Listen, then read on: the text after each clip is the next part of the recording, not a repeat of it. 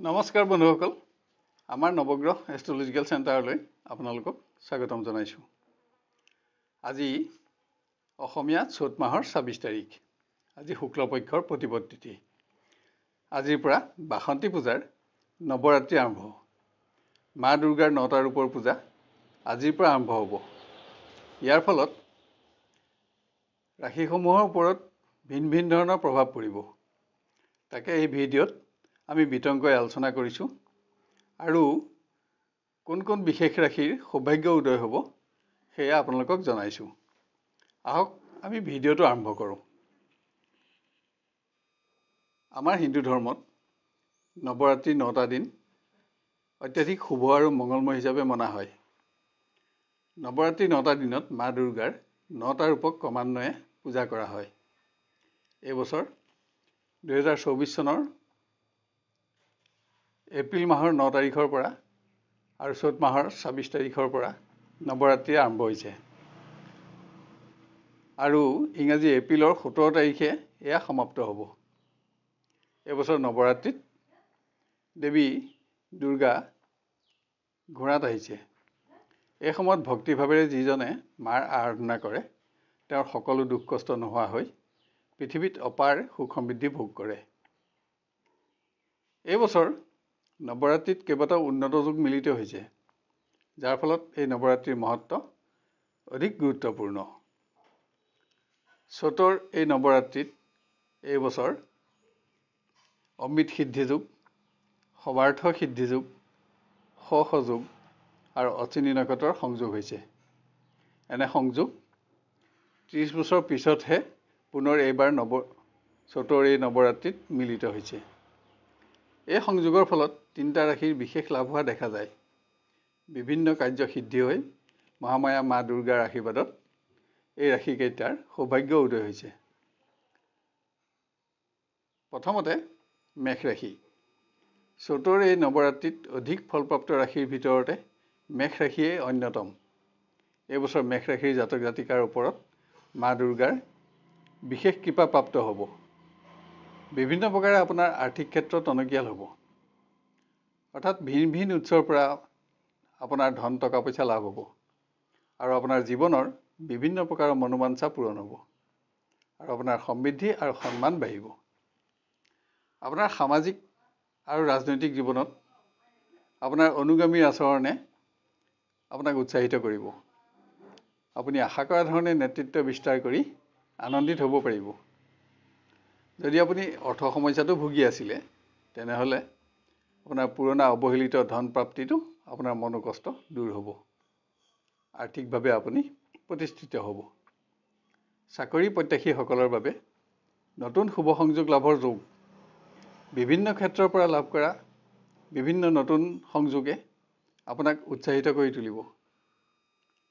কৰ্মক্ষেত্ৰত কৰ্মচাৰীসকলৰ ক্ষমতা আৰু দক্ষতা বাঢ়িব আৰু আপোনাৰ কেৰিয়াৰত নতুন প্ৰতিষ্ঠা লাভৰ যোগ হ'ব। হঠাৎ অপ্ৰত্যাশিত উৎসৰ পৰা অৰ্থপ্ৰাপ্তিৰ সংবাদো আপুনি লাভ কৰিব।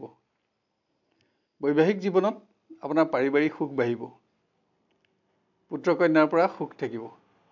গৃহত ভক্তিমূলক কৰ্মৰ আঁচনি আপুনি গ্ৰহণ কৰিব পাৰিব। এই সময়ত আপুনি দূৰভ্ৰমণৰ কাৰ্যসূচী গ্ৰহণ কৰিও সফল হ'ব। আপোনাৰ প্ৰেমত বহুদিনীয়া পুৰণি সম্বন্ধ এই সময়তে স্থায়িত্বকৰণ কৰিব পাৰিব। কোনো নতুন সংযোগ স্থাপনতো আনন্দ বাঢ়িব। শুভফল অধিক পাবলৈ নৱৰাত্ৰি পালন কৰক। এবাৰ আমি আহোঁ বৃষ ৰাশিলৈ। বৃষ ৰাশিৰ জাতক জাতিকাৰ বাবে এই সময় অতি উন্নত। বহুদিনীয়া প্ৰত্যাশিত দ্ৰব্য যি আপুনি অধীৰ আগ্ৰহেৰে আশা কৰি আছিলে এই সময়তে লাভ কৰি আপুনি অতি আনন্দিত হ'ব পাৰিব। এই সময়ৰ শুভ সংযোগে আপোনাৰ বিভিন্ন অসম্পূৰ্ণ কৰ্মৰো সম্পূৰ্ণ কৰিব। আৰ্থিক ক্ষেত্ৰত আপুনি যি অস্থিৰতাত ভুগি আছিলে ইয়াৰ পৰাও পৰিত্ৰাণ পাব আৰু নতুন নতুন ব্যৱসায়িক সম্বন্ধীয় যোগাযোগে আপোনাৰ আৰ্থিক ভঁৰাল টনকিয়াল কৰি তুলিব। মুঠৰ ওপৰত আপোনাৰ আমদানিৰ ক্ষেত্ৰত থকা সকলো বাধা নোহোৱা হ'ব আৰু বিভিন্ন বিনিয়োগৰ পৰা আপুনি আশা কৰা ধৰণে উন্নত সুযোগ পাব।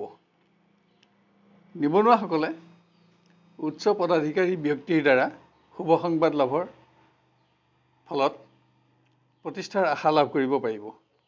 বিভিন্ন ক্ষেত্ৰত নতুন সংযোগ স্থাপনত আপুনি এই সময়ৰ পৰাই সফলতা লাভ কৰিব। আপোনাৰ ৰাজনৈতিক জীৱনত প্ৰতিষ্ঠা লাভৰ বাবে এয়া অতি উন্নত সময় হিচাপে পৰিগণিত হ'ব। অনুগামীৰ আচৰণ আৰু বিশ্বাস প্ৰাপ্ত কৰিবলৈ আপুনি সক্ষম হ'ব। শুভফল অধিক পাবলৈ মা দুৰ্গাক সেন্দুৰ অৰ্পণ কৰি আৰাধনা কৰক। এবাৰ আমি আহোঁ কৰ্কট ৰাশিলৈ। কৰ্কট ৰাশিৰ ব্যক্তিসকলৰ এই নৱৰাত্ৰিয়ে ভাগ্য সম্পূৰ্ণৰূপে বদলি কৰি তুলিব। বহুত দিনৰ পৰা যি আশা আপুনি লৈ আছিলে সেই আশাসমূহ পূৰণ হোৱাৰ সময় আহি পৰিছেহি। কাৰ্যসিদ্ধিৰ বাবে আপোনাৰ পক্ষে এয়া অতি উত্তম সুযোগ।